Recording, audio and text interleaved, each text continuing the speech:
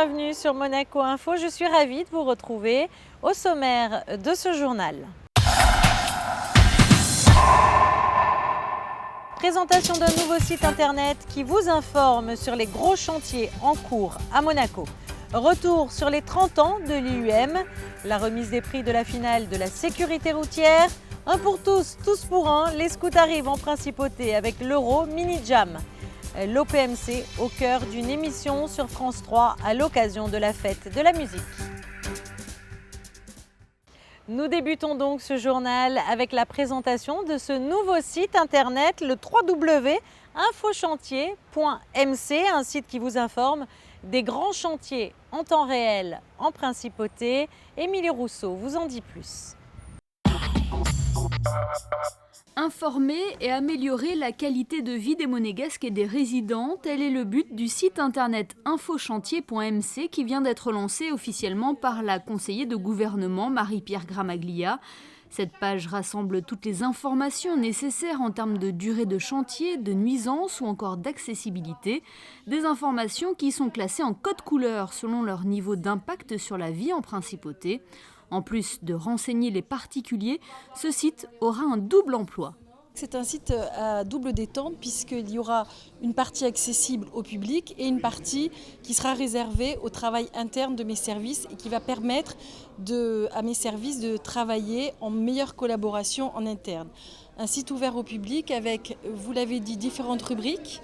Alors il y aura bien sûr les rubriques chantiers, où vous avez des informations sur tous les différents chantiers de la ville.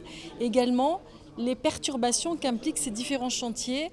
Alors ça peut être des perturbations, des nuisances sonores, ça peut être des nuisances de circulation.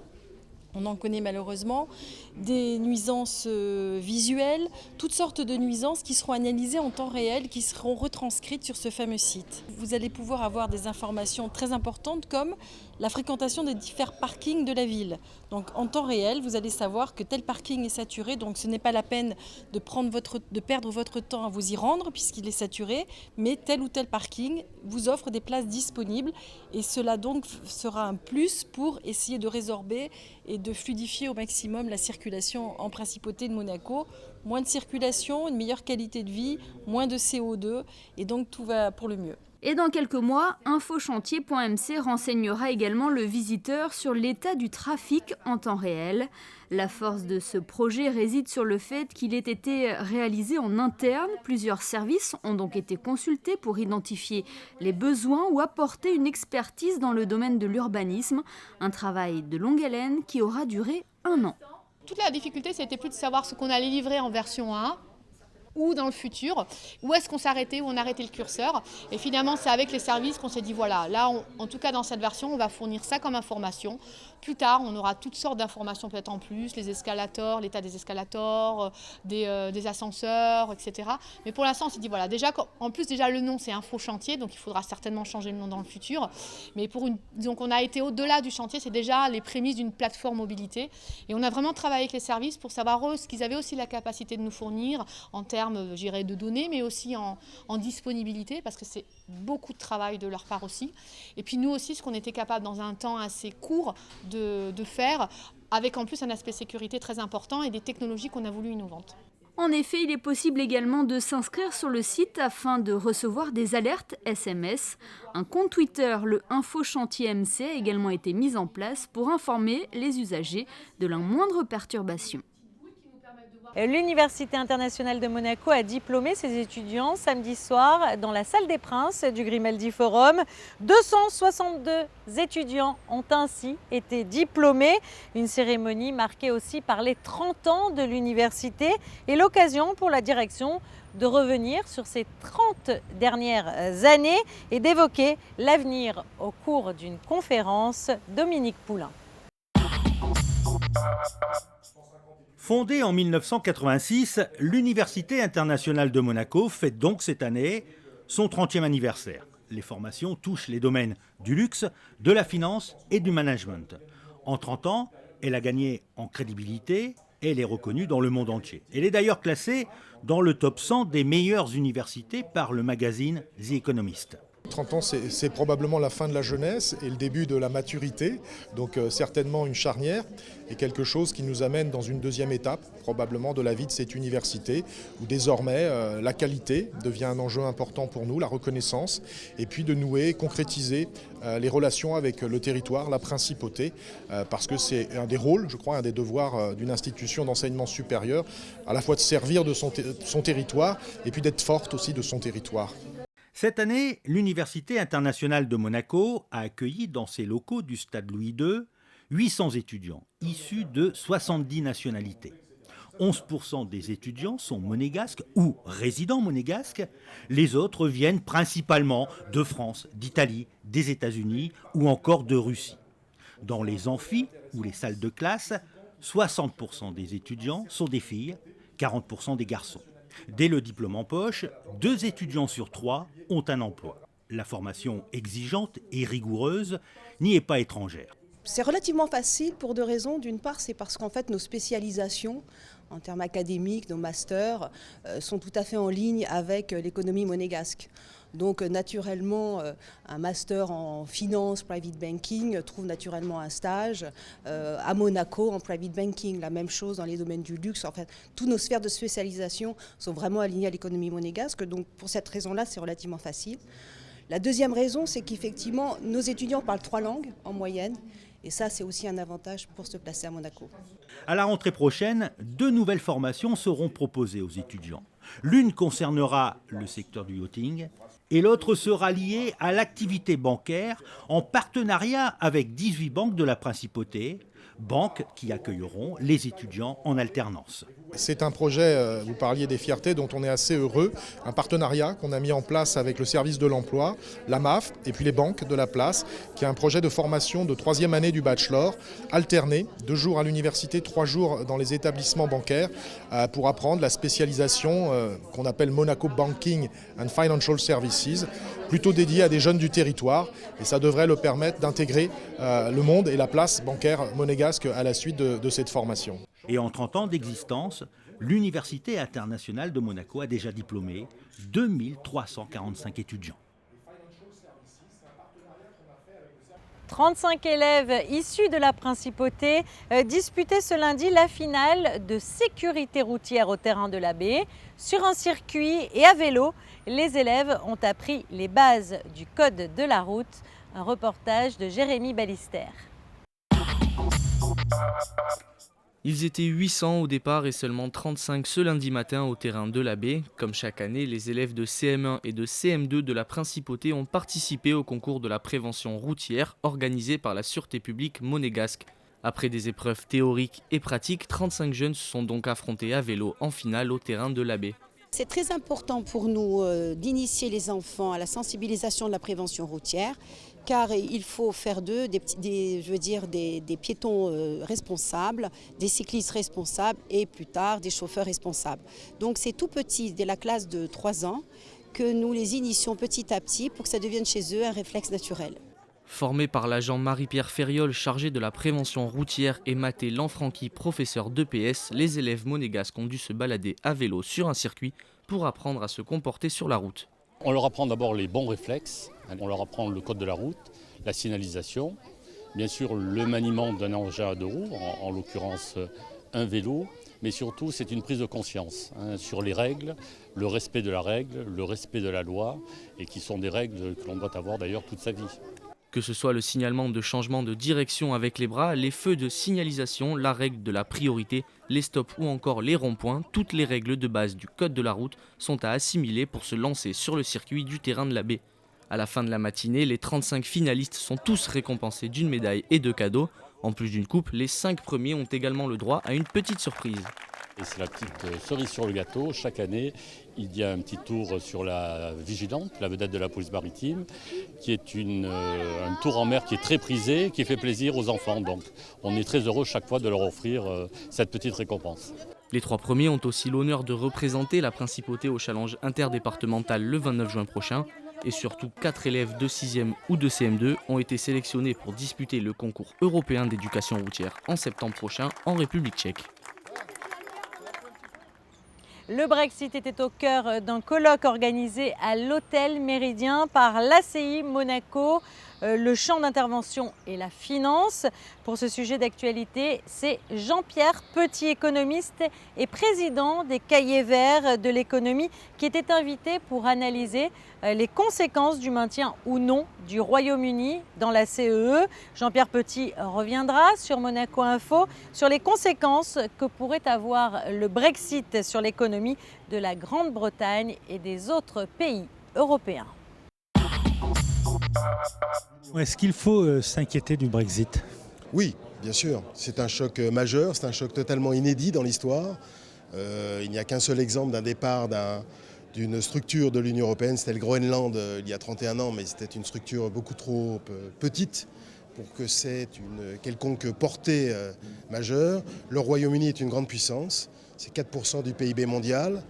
C'est un grand exportateur notamment de services, c'est un membre du Conseil de sécurité de l'ONU, c'est un membre du G8 et du G20 et c'est une grande puissance militaire et nucléaire, donc c'est tout sauf anodin. On dit également que la sortie de la Grande-Bretagne de l'Union européenne coûterait très très cher aux Britanniques. Écoutez, tout dépend des hypothèses que l'on fait.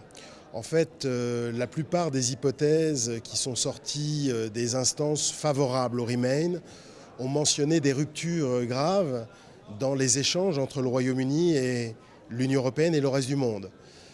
Personne n'en sait véritablement rien puisque personne ne sait quel va être le contenu et le timing des futures négociations commerciales qui auront lieu entre le Royaume-Uni et l'Union européenne, ainsi qu'entre le Royaume-Uni et les autres blocs régionaux comme les États-Unis, la Chine, les pays émergents. Donc tout dépend des hypothèses que l'on fait. Simplement, ce que l'on peut redouter, c'est les incertitudes qui vont entourer ces négociations futures. Tant que les entreprises, tant que les grands investisseurs internationaux ne sauront pas clairement où va le Royaume-Uni, il est bien évident que ces coûts d'incertitude vont coûter cher sur le plan des investissements directs étrangers vers le Royaume-Uni et même sur le plan de l'investissement, voire même de l'emploi britannique de la part des entreprises résidentes.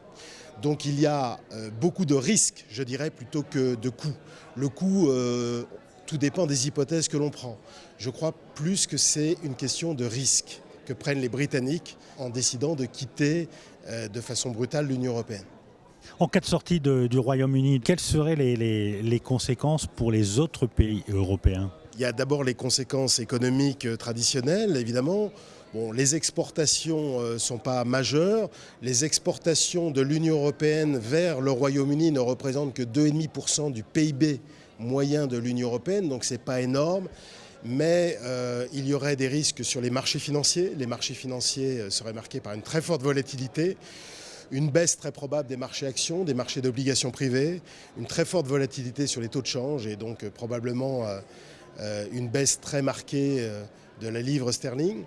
Et il faut aussi dire qu'il y aurait un grand choc politique. Et donc ça générerait des incertitudes politiques majeures parce que le Royaume-Uni quittant l'Union européenne, cela risquerait de créer un précédent sur d'autres pays. Cela risquerait également de favoriser, on va dire, les formations dites populistes en Europe et donc de remettre en cause à terme les projets d'intégration et même l'existence même du marché unique européen et donc de réduire considérablement les perspectives de croissance à moyen terme. Et puis sinon, dans le reste de l'actualité en principauté. Après avoir découvert les différents services de l'administration et des entreprises de Monaco, le ministre d'État part à la rencontre des associations. Une immersion au sein du milieu associatif monégasque et c'est par l'association Fightheads Monaco, l'association de la princesse Stéphanie qui vient en aide aux personnes atteintes du VIH que Serge Tell a débuté sa visite. Monaco organise du 24 au 29 juillet prochain l'Euro Mini Jam. Alors, qu'est-ce que l'Euro Mini Jam? C'est un rassemblement des guides et des scouts et des petits États d'Europe à un mois de ce rassemblement. Ceux de Monaco s'activent déjà à la préparation et Jérémy Balister les a suivis. Après le Jamboree mondial 2015 au Japon, Monaco accueille en juillet prochain l'Euro Mini Jam. Un jamboree, c'est un rassemblement de scouts du monde entier, de cultures et de religions différentes, tous réunis sous un même feu, symbole de fraternité. Pour les guides et scouts de la Principauté et ceux des petits États d'Europe, le mini Jamboree, c'est une façon de gagner en visibilité. Les petits États d'Europe, surtout les petits États, quand nous allons à ces jamborees, nous sommes un peu noyés dans la masse. Alors, il y a quelques années, nous nous sommes mis ensemble et nous avons décidé de faire un jamboree de nous-mêmes, des petits États d'Europe, où nous ne serions pas noyés et où on serait entre des pays de même taille, c'est-à-dire une population de moins d'1 million, et nous aurons quelque chose de beaucoup plus à notre taille. Pendant 5 jours, les guides et scouts seront mélangés dans des groupes afin de réaliser des défis, qu'ils viennent d'Islande, des îles Féroé, du Liechtenstein, de Chypre, Gibraltar ou de Monaco. Ces jeunes âgés de 11 à 14 ans seront dans l'obligation d'interagir avec leurs homologues étrangers. Et à un mois du mini Jamboree, les jeunes monégasques sont déjà impatients. On va apprendre de nouvelles cultures, qu'est-ce qu'ils font là-bas de différent par rapport à ici. Et, on va pratiquer un peu l'anglais. Une nouvelle culture, leur façon de vivre, par exemple les chants, différents chants, leur façon de vivre, d'être ensemble, leur façon...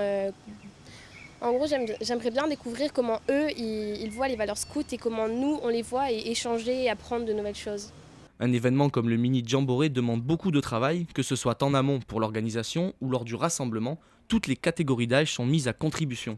Préparé, on a fait des bracelets, on en a fait quand même des trentaines, même des cinquantaines. Et des bagues. Des bagues qu'on met sur le foulard. Et des petits comme ça. Vraiment petits. On est en train de confectionner des sacs avec des objets et des carnets d'invitation pour visiter les différents musées de Monaco qui ont été offerts par l'Office du tourisme. Et ces objets, ces cadeaux, c'est pour les guides et scouts qui vont venir cet été au mini Jamboree.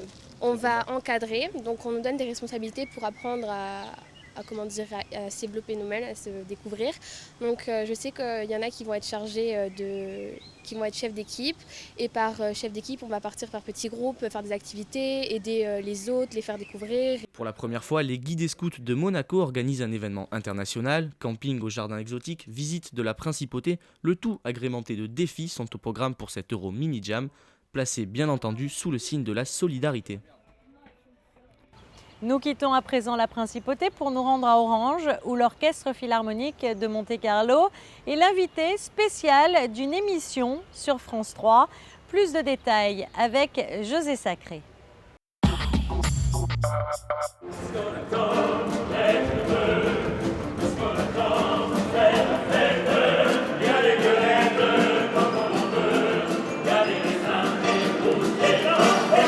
En ouverture de l'édition 2016 de l'un des plus prestigieux et du plus ancien festival de France, le Corrigé d'Orange, que dirige aujourd'hui Jean-Louis Grindin, a eu lieu lundi 20 juin, Musique en fête, un programme de plus de 3 heures en direct sur France 3, un spectacle unique et populaire, mêlant des plus grands airs d'opéra, les plus beaux chœurs, mais aussi la chanson française, l'opérette, la comédie musicale, le tout porté par plus de 200 musiciens, artistes des chœurs et de ballet.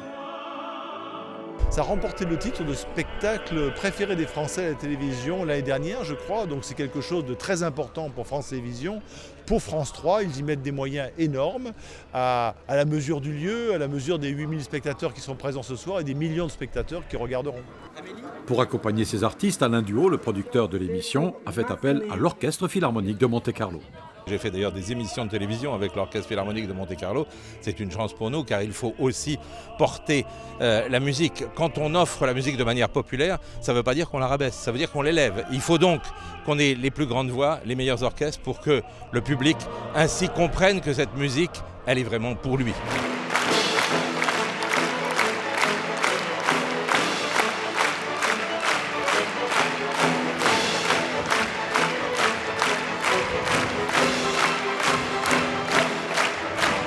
C'est une magnifique opportunité de mettre en avant, bien entendu, l'orchestre auprès d'un public beaucoup plus large que le public habituel. Être en direct sur une chaîne nationale française, c'est l'occasion pour des millions de Français et d'autres de découvrir l'orchestre. Et pour l'orchestre, c'est aussi l'opportunité, je dirais, de se mettre un petit peu plus en danger, car on va accompagner de nombreux solistes, chanteurs, musiciens, dans des répertoires qui ne sont pas forcément ceux habituels d'un orchestre philharmonique comme l'est celui de Monte-Carlo. C'est difficile, surtout qu'on a des répertoires très très différents puisqu'on a un petit peu de variété et de l'opéra. Et il faut d'une minute à l'autre, d'un morceau à l'autre, tout de suite changer d'état d'esprit, changer de manière de jouer. Et j'ai envie de dire aussi un peu changer de manière d'habiter la musique parce qu'on joue la variété un petit peu différemment qu'on joue le classique. Et c'est aussi un exercice pour nous, musiciens très classiques, de se frotter à d'autres répertoires et d'avoir un répertoire très mélangé comme ce soir. Les musiciens de l'Orchestre Philharmonique de Monte-Carlo sont d'excellents musiciens qui sont rompus à beaucoup de styles différents. Et là, sous la direction de 2 chefs, voilà, ils arrivent à faire une performance tout à fait remarquable. Performance parce qu'il y a beaucoup de choses à jouer, mais aussi avec une qualité artistique indéniable. Avec l'Orchestre Philharmonique de Monte-Carlo, de très nombreux artistes de styles différents étaient les invités de Musique en Fête. Florian Laconi, Philippe Talbot, Vitalis Kovalchov, Florence Ampé, Lambert Wilson, Béatrice Uria-Monzon, Daniel Guichard.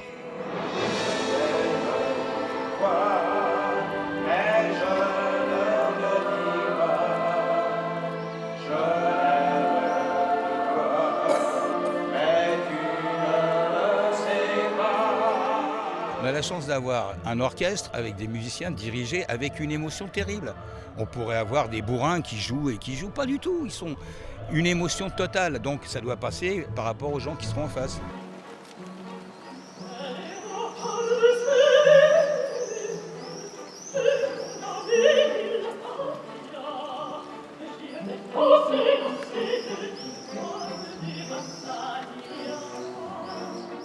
C'est la fête de la musique, donc toutes les musiques doivent particulièrement aujourd'hui s'exprimer et il n'y a pas ni de snobisme d'un côté ni de l'autre. Il ne faut pas penser qu'il y a des tiroirs comme ça entre la musique pop, la musique, la variété ou l'opéra. Voilà, on a le droit, le plaisir, l'envie de tout connaître. Est-ce que dans l'avenir, vous, le nouveau directeur des Corrigés d'Orange, vous avez l'intention d'inviter l'orchestre ici? Oui, certainement, nous en parlons déjà. Nous parlons également d'inviter les ballets de Monte-Carlo. Nous avons discuté avec Jean-Christophe Maillot. Il suffit de trouver le titre et la période adéquate. Voilà, donc tout ça est dans les tubes, comme on dit aujourd'hui. Voilà, moi j'ai l'espoir que ça puisse se faire assez rapidement. Je crois que peut-être dès 2018, on verra bien. En bref et en images. Le quartier de Monte-Carlo au cœur d'une ciné-conférence à la salle Garnier. La création de ce quartier de la Principauté sera revécue grâce à des documents inédits et des images d'archives. L'édition 2016 de Monaco en film expliquera comment en 150 ans ce rocher où régnait la garrigue est devenu l'une des places les plus luxueuses au monde. Rendez-vous mercredi à 18 h à la salle Garnier pour découvrir l'histoire de Monte-Carlo en images.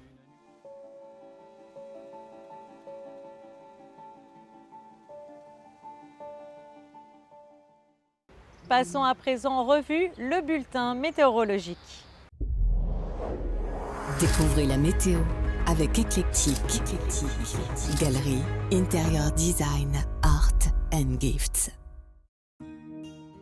Mercredi, un beau temps calme et la poursuite de la hausse des températures. Comptez 20 degrés pour les minimales et 25 pour les maximales.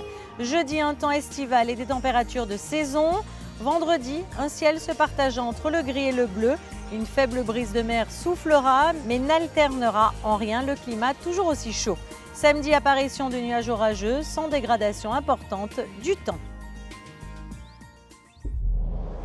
Vous avez découvert la météo avec Eclectic, Galerie, Interior Design, Art and Gifts. Ce journal est à présent terminé et si vous ne savez pas quoi faire ce week-end, regardez tout de suite les sorties cinéma de la semaine. Au revoir.